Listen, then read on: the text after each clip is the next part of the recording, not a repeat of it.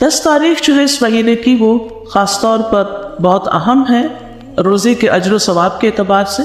लेकिन हमारे यहाँ अमूमन आशूरी का दिन हज़रत हुसैन रज़ी अल्लाह अन्हु की याद में मनाया जाता है। वो एक तारीख़ी वाक़या है जो बाद में पेश आया, तो नबी सल्लल्लाहु अलैहि वसल्लम के दौर से ही इस दिन की बड़ी अहमियत है। यहूद इस दिन के बारे में कहते थे हादा यौमुन सालिहुन, ये एक अच्छा दिन है। बुखारी में आता है हादा यौमुन अज़ीमुन, ये बड़ी अज़मत वाला दिन है। तो 10वीं मुहर्रम क्या है? अच्छा और अज़मत वाला दिन है। ये काबा को गिलाफ पहनाने का दिन है। हज़रत आयशा से रिवायत है, कहती है कि लोग रमज़ान के रोज़े फ़र्ज होने से पहले आशूरा का रोज़ा रखा करते थे और उस रोज़ काबा को गिलाफ पहनाया जाता था। ये यहूद की ईद का भी दिन है। अबू मूसा से रिवायत है, उन्होंने फरमाया यहूदी आशूरा के दिन को बतौर जश्न मनाते थे।